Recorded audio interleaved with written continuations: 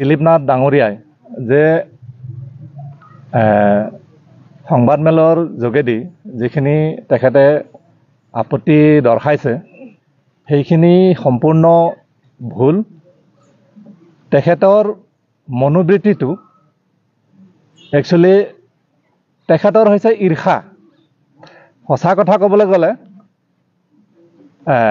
ঈৰ্ষান্বিত মানুহ, কাৰণ এই অঞ্চলত যে জনজাতি ভূমিপুত্ৰ জনজাতিসকলে আজি ইমান দিনৰ পৰা বসবাস কৰি আছে আৰু ভালকৈ খেতি বাতি কৰি মানে সুখেৰে জীৱন যাপন কৰি আছে, এইটো তেখেতৰ মানে মানি ল'ব পৰা নাই তেখেতে।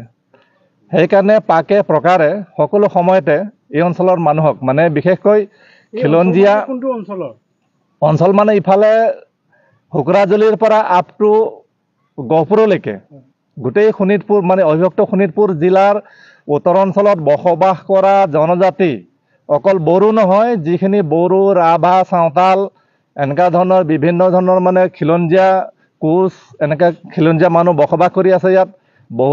বহুতৰে মাটি এলটমেণ্ট হৈছে যদিও ফৰেষ্ট ভিলেজ হিচাপে, কিন্তু বহুতৰে মাটি আজিলৈকে এলটমেণ্ট হোৱা নাই।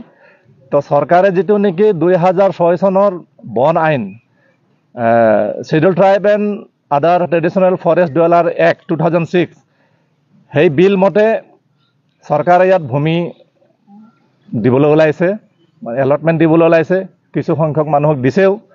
তো ইয়াত মানে তেখেতে আপত্তি দৰ্শাইছে, RTI কৰিছে। RTI কৰাটো তেখেতৰ এটা মানে পেচাত পৰিণত হৈছে। এটা স্কুল বনালেও RTI, পদ এছোৱা বনালেও RTI, যিকোনো ক্ষেত্ৰতে RTI মানে তথ্য জনাৰ অধিকাৰটো তেখেতৰ আজিৰ তাৰিখত তেখেতৰ মানে পইচা কামোৱা, টকা আহৰণ কৰাৰ এটা মানে কি বুলি ক'ব, এটা মিনছ, এটা আহিলাত পৰিণত হৈছে। আজি এই অঞ্চলত সৰ্বশিক্ষা আঁচনিৰ অধীনত 42খন স্কুলৰ পৰা 5,000কৈ টকা তেখেতে 2010, 11, 12 এই সময়ৰ ভিতৰতে তেখেতে লৈছে। আৰু এই অঞ্চলত যিটো চেণ্ট কেবল ৰাস্তা 4টা ৰাস্তা চৰকাৰৰ ফালৰ পৰা দিয়া হৈছিল, তাতো তেখেতে কমিশ্যন লৈছে।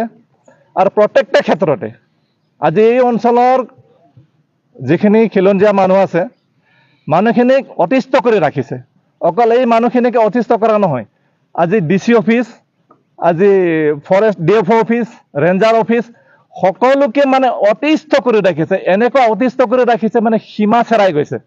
গতিকে তেখেতক সকীয়াই দিব বিচাৰিছোঁ যে তোমাৰ অতিৰঞ্জিত হৈ গৈছে, গতিকে অলপ সাৱধান হৈ যোৱা, নহ'লে তোমাৰ কপালত দুখ আছে ভাই।